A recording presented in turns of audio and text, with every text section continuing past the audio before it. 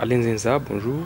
Bonjour, messieurs les journalistes. Vous êtes acteur politique de la ville de Goma et vous avez suivi la sortie médiatique des messieurs Corneille Nangaa, ancien président de la Commission électorale nationale indépendante CENI, qui a bien évidemment mis à nu tous les accords pris lors des élections passées, comme quoi les présidents sortants Joseph Kabila et Tshisekedi ont signé des accords.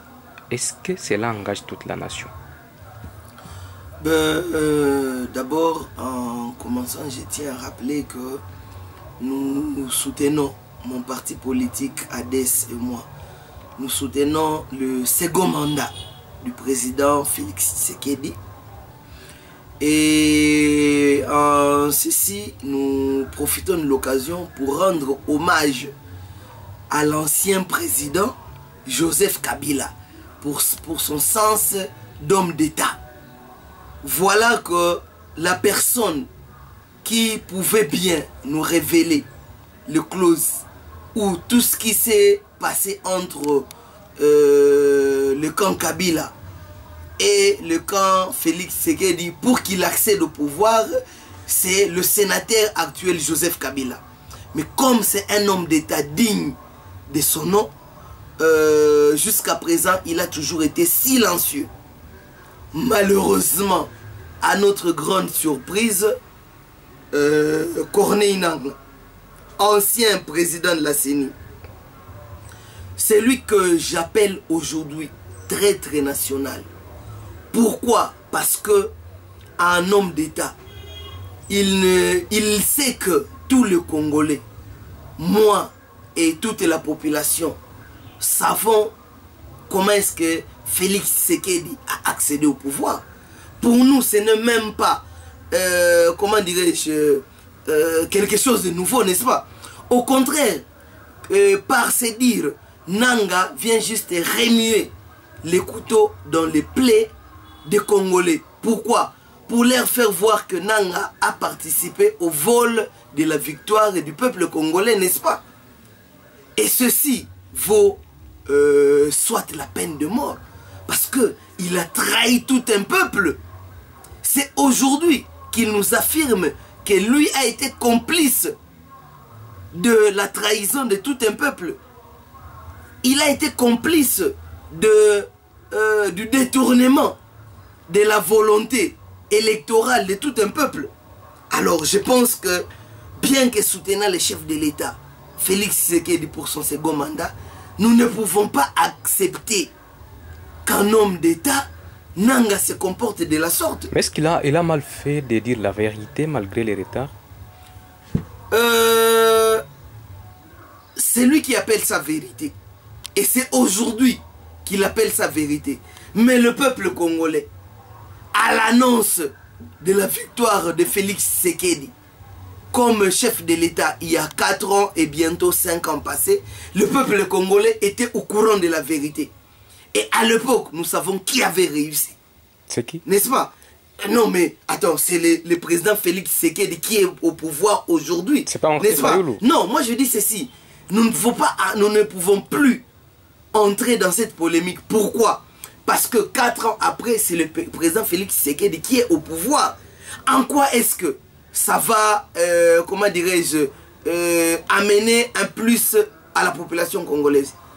Si ce n'est que remuer les couteaux dans la plaie de cette population qui a été volée la victoire. Et donc il fallait donner le pouvoir à Martin Fayulu? Ce n'est pas à moi de répondre à qui est-ce qu'on pouvait donner le pouvoir, n'est-ce pas? Parce que en son temps, Nangaa a décidé chez qui est-ce qu'il voulait que le pouvoir soit, n'est-ce pas? En complicité avec le sénateur actuel, ancien chef de l'État, Joseph Kabila, n'est-ce pas? Et silencieux qu'il est, lui ne se prononce pas. Parce que la personne qui est mieux placée de nous dire qu'est-ce qui est arrivé réellement pour que Félix Tshisekedi accède au pouvoir et fasse ses premiers mandats, c'est Joseph Kabila. Mais il est silencieux, comme c'est un véritable homme d'État. Mais Nangaa, des gens qui font la honte de la République. Mais jusqu'aujourd'hui, Martin Fayulu réclame toujours la vérité des urnes. C'est lui le président élu selon lui. Pour nous, ça constitue un passé. Pourquoi? Parce que peu à son âme, vous le savez comme moi, peu à son âme, le feu Étienne Tshisekedi réclamait toujours la vérité des urnes. Mais il n'a jamais accédé à cette vérité des urnes. Lui a prêté même serment chez lui. Voilà. Mais il n'a jamais géré les institutions. N'est-ce pas? Donc, pour nous, ce qui est fait, Fayulu et tout ça, c'est juste, comment dirais-je, sa façon de voir les choses. Mais nous autres, actuellement, nous parlons de Nanga, Corneille Nanga, qui a déçu tout un peuple. Et qui, aujourd'hui, voulant peut-être profiter de l'exil au niveau de l'Europe, veut faire n'importe quelle déclaration. Mais il est devenu un opposant farouche au pouvoir de Tshisekedi. Je ne pense pas qu'il peut être opposant. En quoi est-ce que Corneille Nanga peut être opposant de Tshisekedi? Il a créé son parti politique qui a l'opposition. Oui, mais c'est la liberté de création de partis politiques est constitutionnelle, messieurs les journalistes.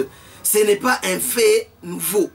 Tu comprends? Donc, même toi, Jonas Kassoula, Congolais que tu es, avec le peu de moyens et la volonté d'accéder ou de créer un parti politique, il suffit de remplir les conditions et tu auras un parti politique en ton nom. Donc, créer un parti politique, pour nous, ce n'est pas quelque chose de nouveau, d'autant plus que nous en avons plus de 910 partis politiques. Mais attendons les élections. Vous allez voir certains partis se faire balayer directement par la population. C'est qu'il ne fallait pas que Nanga dise la vérité. En quoi est-ce que cette vérité construit, s'il faut l'appeler ainsi, n'est-ce pas? Vous qui dites que c'est la vérité, ok. En quoi est-ce que 4 ans après, elle construit le peuple congolais? Au contraire, il est en train de remuer la plaie. Peut-être que Tshisekedi n'a pas respecté les conventions signées. Tout dépend de cette convention. Moi-même qui vous parle là, je ne connais même pas les tenants et les aboutissants de la convention. Mais ce qui est vrai, que je sais que aujourd'hui, bien que soutenant le chef de l'État Félix Tshisekedi, je sais que la victoire du peuple congolais en son temps a été volée. Ça, je vous l'ai dit, je ne peux pas vous le cacher. Mais pendant ce temps, vous soutenez Félix Tshisekedi pour son second mandat. Parce qu'il a de l'expérience. Cette fois-ci, un bon mandat. Après Joseph Kabila, c'est Tshisekedi qui a l'expérience de gérer un pays. N'est-ce pas? Et vous voulez que je soutienne quelqu'un qui n'a pas de l'expérience? Mais cette fois-ci, Tshisekedi sera élu. Très bien.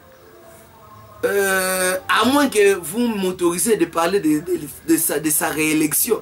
Mais moi, j'estime que il sera élu. Juste parce que le peuple congolais veut quelqu'un d'expérimenté à la tête du pays. Mais est-ce qu'il a été élu en 2018? Monsieur le journaliste, je vous dis ceci. Qu'il soit élu ou pas, moi, je sais que pendant 5 ans, bientôt, il sera à sa 5e année. Félix Tshisekedi est chef de l'État. N'est-ce pas? Entrer dans cette polémique 5 ans après de son élection, pour nous, ça ne nous profite pas comme Congolais. Ça, je vous le rassure. Pour nous, ça ne nous profite pas. Au contraire, nous sommes en train d'envisager l'avenir. N'est-ce pas? Nous sommes en train de voir les 5 prochaines années. Que deviendra le Congo? D'ici 2018, 2028, que deviendra le Congo? Donc, pour nous, ce qui nous importe maintenant, ce n'est pas que même Joseph Kabila, imaginez-vous, hommage à lui, même s'il venait dire que c'est lui qui a donné le pouvoir à Félix Tshisekedi, n'est-ce pas? Ça n'augmentera en rien la conviction du peuple congolais pour les prochaines élections.